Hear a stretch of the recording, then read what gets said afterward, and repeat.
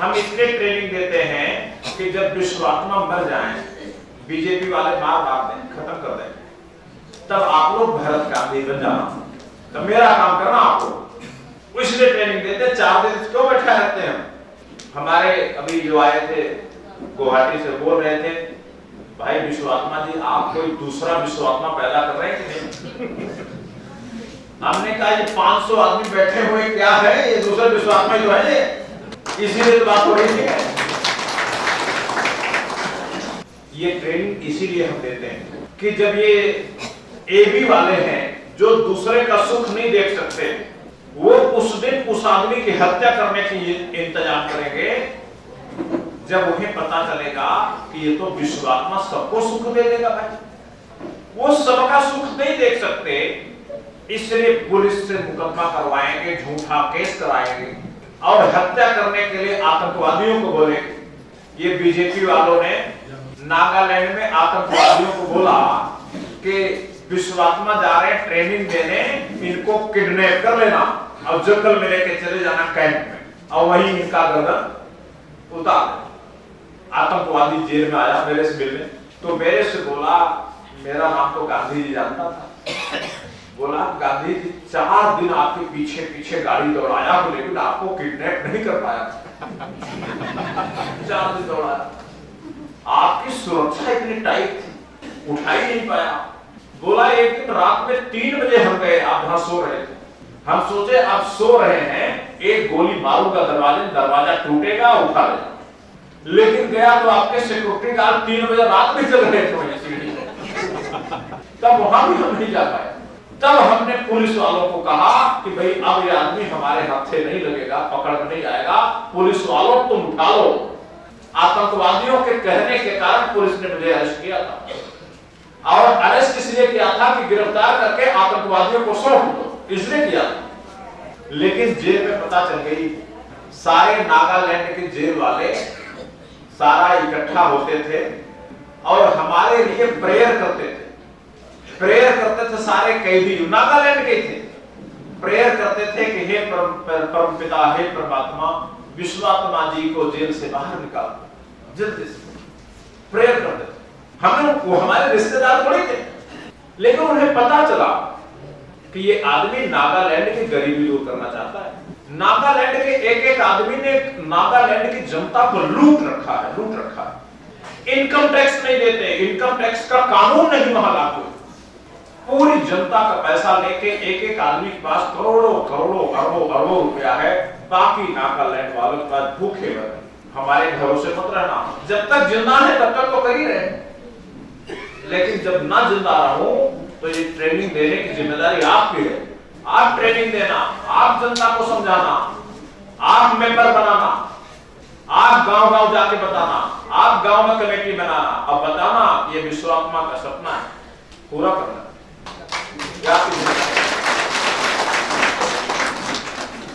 इसलिए ये तो ठीक है, अब हम सबके बारे में चाह रहे हैं तो सबकी दुआएं तो हमारे साथ हैं।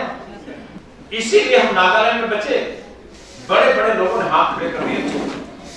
वहां के वकील ने 1.5 लाख रुपया लिया एक लाइन की चिट्ठी लिखने का कि अदालत में जमा करते हैं। 1.5 लाख रुपया लेके अदालत में नहीं गया, बेईमानी कर गया। फिर दूसरा वकील आया, उसने कहा कि 1.5 लाख रुपया मुझे दे दो, मैं खड़ा हो जाऊंगा। उसने भी 1.5 लाख रुपया लेके बेईमानी कर गया, अदालत में एक एप्लीकेशन नहीं दिया। मतलब हम लावारिस थे।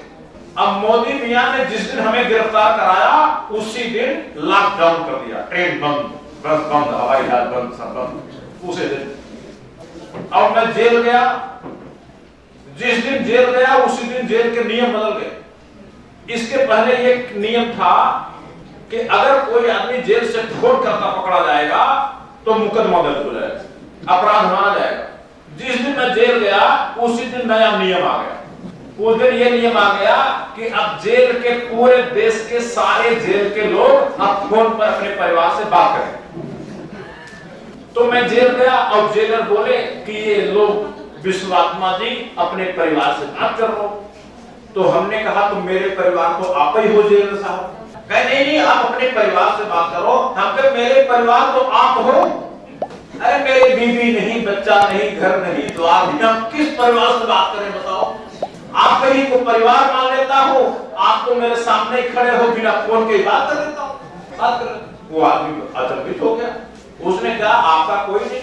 हम कहे भाई आप तो हो मेरे, कोई नहीं कैसे बोलते, आप जेलर हो, आप तो हो ना मेरे। तब उसने कहा ठीक है गांधी जी, आपको बाइबिल पढ़ाने का काम जेल में दे देते। तो मैं बाइबिल पढ़ाता था जेल में, बाहर भी पढ़ाना, अंदर भी पढ़ाना, दोनों तरफ पढ़ाने। और मैं बाइबिल पढ़ाने लगा तो जेल के कैदियों ने कहा कि जी बाइबिल इतनी बढ़िया चीज है, ये तो आज हम जाने, हमें पता ही नहीं था बाइबिल इतनी बढ़िया चीज है। ईसा मसीह के इतने अच्छे विचार थे। बाइबिल में लिखा था, ओह God forgive my sins in the name of God, forgive my sins, मेरे पापों को माफ करो भगवान के नाम। तो हम कहते थे कि आप लोग जेल में आए हो, किसी ने मर्डर किया है, किसी ने बलात्कार किया है, अब ये प्रेयर पढ़ो कि मेरे पापों को माफ कर दो, जिससे ऊपर वाला माफ कर दे, आप फिर बाहर जाओ और फिर बलात्कार करो। बोलो भाई कितने आदमी ये करना चाहते? क्रिश्चियन थे वहां कोई हिंदू तो था नहीं, सब गर्दन झुका लिए। हम कहते तो बाइबिल का ये मतलब क्या? कॉन्फेशन का ये मतलब नहीं कि हम फिर से पाप करेंगे, मतलब एक बार मैं गलती मानता हूं, कान पकड़ता हूं, आगे से गलती नहीं करेंगे, ये कन्फेशन। ये नहीं कि माफ कर दो, जेल से बाहर जाए फिर वही काम करें। तो सारे जितने कैदी थे हमारी प्रार्थना करते थे कि हे परमात्मा, हे भगवान, हे ऊपर वाले, हे यहोवा, विश्वात्मा जी को जेल से बाहर निकालो। सब हमें जेल से बाहर निकलने की कोई जल्दी नहीं, हम जैसे बाहर वैसे अंदर। आर्मी वाले थे, सेना वाले, हमें खाना बना के देते थे, सवेरे चाय देते थे, हमें कोई फर्क नहीं। हम किताब लिखने में लग गए, फुर्सत मिली हमें, हम किताब में इतना लिखे कि मेरा दाहिना हाथ अपंग हो गया, पैरालिसिस हो गया, हाथ उठने बंद हो गए। इसका इलाज 1 साल चला, जेल के बाहर आए तब तक इसका इलाज चलता रहा, अब थोड़ा थोड़ा ताकत आई। ये सब इसलिए कह रहा हूं आपको कि जितने अच्छे काम करने वाले लोग हैं उनके दुश्मन भी बड़े होते हैं। ईसा मसीह ने क्या गलत बात कही थी भाई? ईसा मसीह ने यही तो कहा था कि शांत रहो, माफ कर दो, कोई गलती करे तो छोड़ दो, लड़ो मत, यही सब तो ईसा मसीह ने कहा था। तो ईसा मसीह के छाती में एक कील ठोकने की क्या जरूरत थी? लेकिन ठोका इस दुनिया। हम भी तो यही कहते हैं, हे पाकिस्तान वालों, हे बांग्लादेश वालों, हे इंडिया वालों, हे चीन वालों, मत लड़ो, एक हो जाए। मैं यही तो कहता हूं,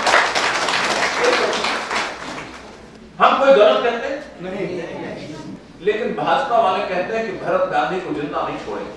भाजपा वालों को मेरे से इतनी क्या तकलीफ है? और वो कहते हैं मैं हिंदू धर्म, मैं हिंदू धर्म का विरोध करता हूं क्या? ना, मैं तो नहीं करता। हाँ इतना कहता हूं, हे हिंदुओं, हे मुसलमानों, हे क्रिश्चियनों, एक हो जाओ, मत लड़ो।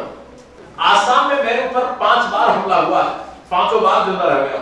मालूम है 2014 से मेरे ऊपर अटैक हो रहे हैं, लखीमपुर में अटैक हुआ, रंगापारा में अटैक हुआ, उदालगुड़ी में अटैक हुआ, कितनी बार अटैक हुआ, वहां उदालगुड़ी में 2 बार अटैक हुआ, लेकिन हम जिंदा रहे। इसलिए कि मैं जो काम कर रहा हूं, अगर मुझे दूसरा कोई करता हुआ दिखाई पड़े, प्रधानमंत्री करने लगे, मुख्यमंत्री, तो हमें राहत मिलेगी कि अब हम आराम कर सकते हैं। अभी कोई दिख नहीं रहा, इसलिए काम कर रहा हूं। मैं क्या एमएलए के इलेक्शन लड़ूंगा आसाम में? मेरा आसाम से क्या लेना देना बताओ? हमसे कुछ लोग कहते हैं कि आप आसाम क्यों आ गए, आप बंबई के रहने वाले, वही बंबई में रहते, यहाँ क्यों आ गए? भाई हम यहाँ आके गलत किए क्या? नहीं, सही किए, गलत तो नहीं किए। अरे डॉक्टर तो वही जाएगा जहां बीमार होगा, जहां आदमी बीमार होगा इलाज के लिए तो डॉक्टर वही जाएगा ना। ये आसाम में गरीबी की बीमारी थी, इसलिए इस बीमारी का दवा रखने वाला विश्वात्मा बंबई से आसाम आ। क्या करता? और मैं तो आया भी नहीं, मैं तो नहीं आया।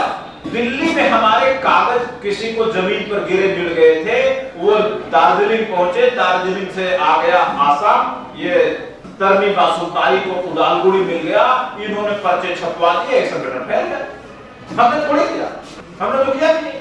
अभी आज आए थे ये हमारे अग्रवाल जी जो अभी मेडिटेशन कराए, वो बोले कि भाई काफी आदमी जुड़ गए, इतने आदमी 4 दिन 3 दिन इकट्ठा होना ये तो भाई संभव ही नहीं है। आज तो किसी आदमी को बुलाते रहो आता नहीं, इतने आदमी आ गए। हमने कहा आदमी नहीं आए, ये 700 रुपया भी दिए। वो बोले क्या 700 रुपया भी दिए? हाँ। तो वो माथा पकड़ लिया, मैंने कहा ये भगवान ये क्या है? तो मुझे बोल रहे हैं कि आप तो साक्षात परमात्मा ही हो, परमात्मा ही हो। कोई किसी को 700 रुपया देकर 3 दिन रहने वाला नहीं, उसके साथ सब भाग जाते हैं, 1 घंटा नहीं रुकते। नरेंद्र मोदी आ जाए 1 घंटा रोक कर खड़ा होता, भाग जाते हैं। तो कहते हैं कि आप तो धन्य हो। हम क्यों धन्य हैं? हमें कुछ नहीं है, हमारा तो बैंक में आज तक खाता नहीं है, अब तो सबके खाते खुल गए। 24 साल की उम्र में हमने फैसला किया था कि जब सबके बैंक में खाते खुलवा दूंगा तब खाता खोलूंगा, लेकिन खाता खुलवाने में 27 साल लगे। लेकिन अब तो सबके बैंक अकाउंट, आपके सबके खाते हैं ना भाई? आप तो हम खोल सकते हैं कि नहीं खोल सकते? जरूर। उसी समय हमने तय किया था सबके मकान बनवा दूंगा तब अपना मकान बनाऊंगा। अब तो प्रधानमंत्री आवास योजना में हर आदमी को मकान की गारंटी है, जिनको नहीं भी मिला है योजना चल रही है, सबको मकान मिलने की गारंटी हो गई। मकान पे पूरे देश में सबको मिल गया। लेकिन कितने साल लगे? 1994 से जोड़िए तब कितना साल होगा? 26 साल। 26 साल एक बहुत लंबा टाइम होता है। 26 साल लग गए इस सत्याग्रह, तब आज सबके मकान। हमने कहा था सबकी आमदनी पैदा करा दूंगा तब अपनी आमदनी करूंगा। आज 500 रुपया किसान सम्मान निधि अरुणोदय स्कीम, उसी समय 24 साल की उम्र में तय किया था कि जब ये सब काम करवा दूंगा तब जाके अपनी शादी करूंगा। 52 साल की उम्र तक ये करता रहा। अब बीजेपी वाले कहते हैं इस आदमी को मरवा दो। ऐसा लगता है मुझे मरवा दिया जाना चाहिए, मैं बीजेपी वालों क्या नुकसान कर रहा हूं? मरवा क्यों दिया जाना चाहिए? लेकिन ये दुनिया है, इस दुनिया में देवता भी हैं, दैत्य भी हैं, इस दुनिया में खून देने वाले भी हैं, लेने वाले भी हैं। इस संसार ऐसा ही बना है। इसलिए ईसा मसीह को मार दिया गया, इसलिए अरस्तु को जहर दे दिया गया, इसलिए गैलीलियो की हत्या कर दी गई। ये दुनिया में जब जब सबके सुख के बारे में सोचने वाला कोई आता है तो उसको मार देते हैं लोग। लेकिन अब तो बहुत सारे विश्वात्मा हमने पैदा कर दिए। हमारी जितनी बातें हैं YouTube पर हैं, मोबाइल में हैं और वीडियो हैं। अगर मुझे मार दिया जाएगा तो क्या YouTube के वीडियो को कोई गोली लगेगी? इसलिए विश्वात्मा तो अमर है, अमर, उसे मारा नहीं जा सकता, नहीं मारा जा सकता। लेकिन इतनी तकलीफ उठाने की जिम्मेदारी खाली विश्वात्मा की है क्या? आपकी भी तो जिम्मेदारी है कि नहीं है? इसलिए छोटे छोटे लड़ाई झगड़े आपस के छोड़ो, बड़ा काम हम लोग कर रहे हैं, उस बड़े काम पर ध्यान दो। कौन क्या गलत कर रहा है, आपका पड़ोसी, आपकी पार्टी का मेंबर, आपका पदाधिकारी क्या अच्छा किया क्या बुरा किया, छोड़ो, आगे माफ करो, आगे बढ़ो, क्योंकि हमें आगे चलना है, बहुत दूर जाना है, बहुत दूर जाना है। इन बातों का ध्यान रखिए। हम खाली वोटरशिप के लिए काम नहीं कर रहे हैं, हम ये चाहते हैं कि 8000 लोगों को मिले, लेकिन दुनिया में कोई माई का लाल पैदा न होने पाए जो इसको कभी बंद कर दे। हम उसका इंतजाम भी करके जाना चाहते हैं कि वोटरशिप लागू होने में चाहे जितनी देर हो जाए, लेकिन एक बार चालू होगी तो किसी का औकात नहीं है कि बंद कर दे, बंद नहीं कर पाएगा। सदा सदा